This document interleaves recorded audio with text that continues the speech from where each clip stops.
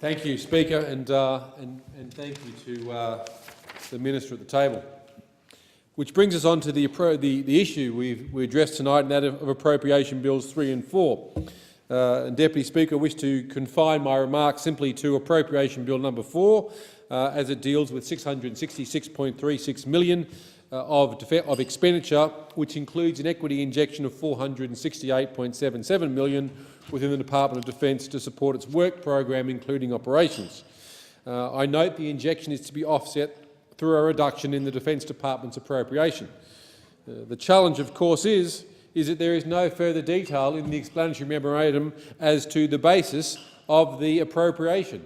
I can only assume it will cover the cost of works, capital works, and there will be some injection in terms of our operational requirements for our 9 overseas missions. The latest, of course, is Afghanistan, but there is no wider information. I will seek that through the proper process through the Minister. I also note that it will be offset in a reduction of departmental appropriation, which again I'll seek advice from the Minister. But what that generally means is that we'll give you the money now, but we are seriously going to take it off you at the next budget round or before. We will be watching that very carefully and put the Minister and his department on notice that we will not accept any further reduction in the defence budget. And I'll once more put on the record very clearly that the Coalition will not make any cuts to the defence budget. No cuts. It'll be quarantined, guaranteed. We will commit.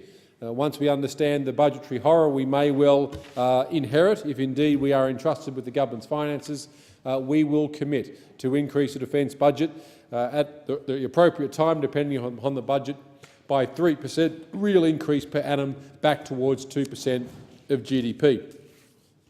It is important at this stage, in terms of the appropriation debate, to recognise that on 650 occasions, is a staggering number, the Prime Minister, Deputy Prime Minister and Finance Minister repeated their promise to deliver a surplus in this financial year 12-13. 650 times the 3 top ministers responsible for the nation's finances.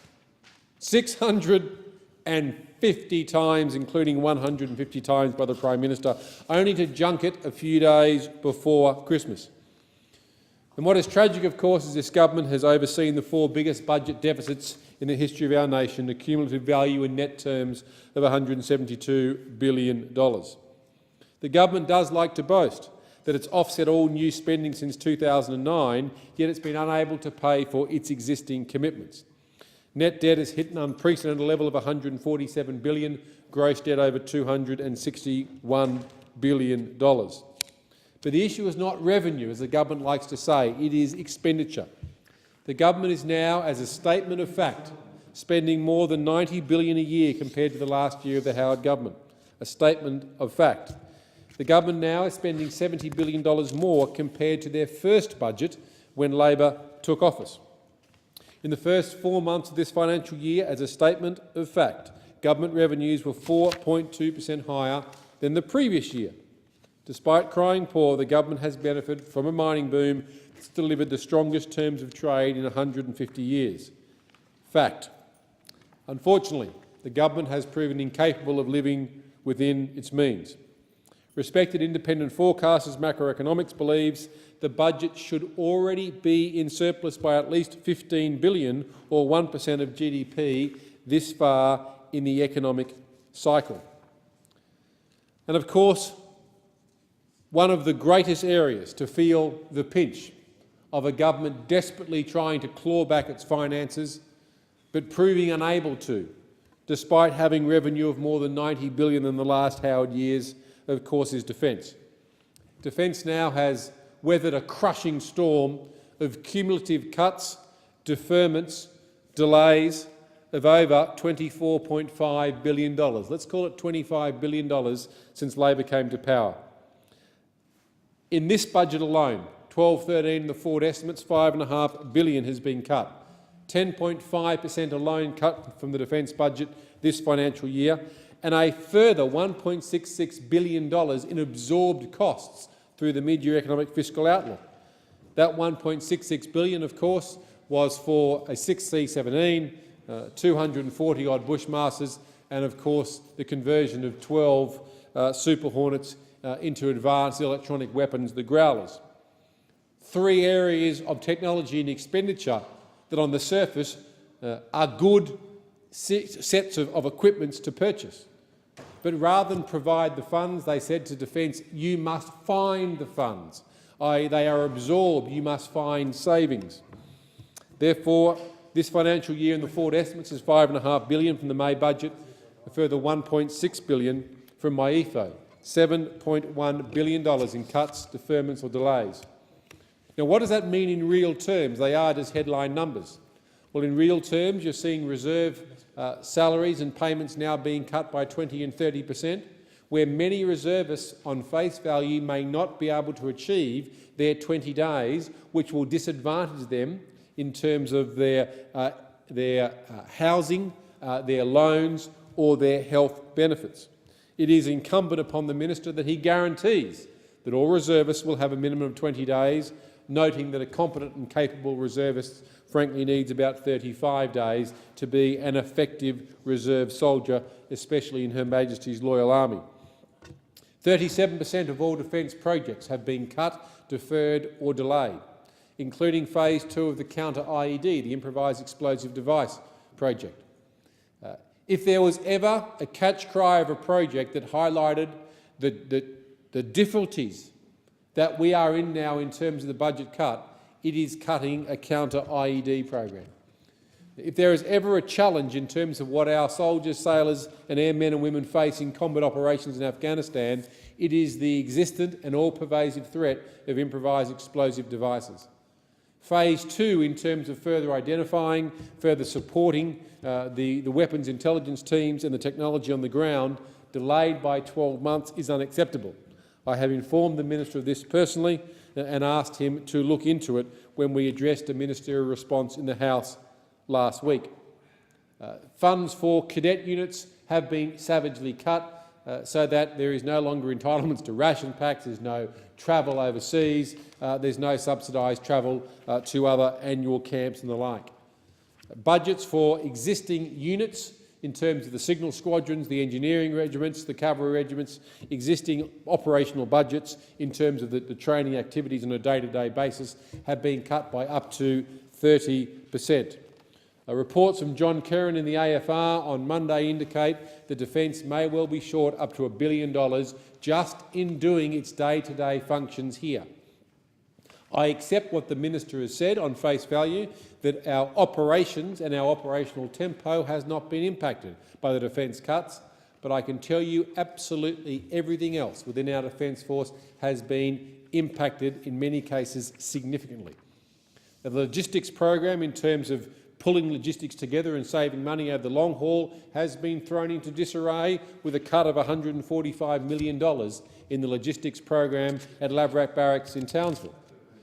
Delayed just before Christmas, found out by the Townsville Bulletin, and again the Minister still hasn't confirmed it, yet everyone knows what has happened.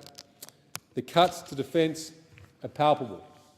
The Prime Minister tries to assure everyone it's business as usual, going down to DSD no less, only the second time a media event has been held in such a sensitive place, which looks like recklessness in terms of using a defence establishment of that sensitivity as a media stunt to announce a new cybersecurity centre, but you can't say where it is, what it's going to cost, what it's going to do different from the DSD cybersecurity centre, when it's going to open and who's going to run it.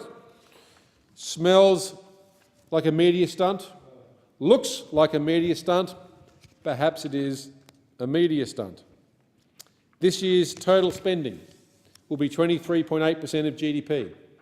Now, the Treasurer in full flight, of course, said that Labor has always had budget as a percentage of GDP less than the Coalition, which is odd, because the Howard Costello spending in the last year was 23.1% of GDP, so I'm not too sure where the Treasurer's mathematics came from. 27 new or increased taxes since coming to power is what this government has brought about. And the impacts are all too ready to see. 10.5% reduction in the defence budget this year, 10.5%. I served in defence in the 80s, during the last long period of a Labor government. And what's the defence budget cut to the bone then? The impact of that wasn't seen until 1999, when we deployed 5,500 of our combat troops to East Timor in terms of stabilisation operations. And we were poorly equipped, we were well trained, we were well led, but we lacked necessary capability and resources. The Howard government swore that would never happen again and went on the greatest re-equipping, the greatest modernisation, hardening and networking of our Defence Force in the modern era, to the point where in the last 6 budgets the defence budget increased in real terms by 3.9%. Labor came to power promising defence increase at 3% in real terms up to 17-18 and 2.5% thereafter. In fact, before the last election, 2010, the Prime Minister and Minister of Defence promised on no less than 38 occasions that they would increase the defence budget in real terms by 3.8%. But all we've seen is cuts. That's all. 10.5% alone this year. $5.5 billion this year and over the estimates. And when you add in the MyEFO absorptions of 1.6, it takes you to a staggering $7.1 billion. You cannot cut a military force by that enormous quantum over 5 years and not expect to see an impact. Over the last 5 years, a cumulative $25 billion has been cut, delayed or absorbed. That's the equivalent of an entire defence budget. An entire defence budget for a year taken out. And if the government thinks that has no impact, that has no adverse consequence, they are kidding themselves. The impact is only too obvious and ready to see.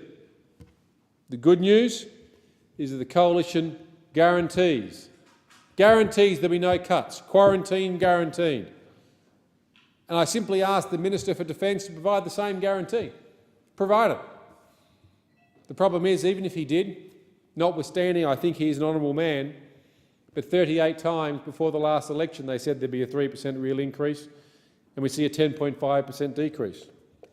650 times the top 3 finance leaders of our nation, Prime Minister, Deputy Prime Minister and Finance Minister, said we would have a budget surplus this year. 650 times broken before Christmas. And of course we have the ultimate betrayal of there'll be no carbon tax in the government I lead. So I fear even if the Minister of Defence was to make that promise, when trust has been betrayed to the extent it has, perhaps it would fall on deaf ears within the nation.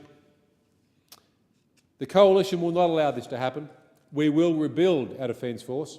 We will rebuild the nation's trust in our defence capability, and we will not sacrifice future operational capability for a budget surplus for a political fix.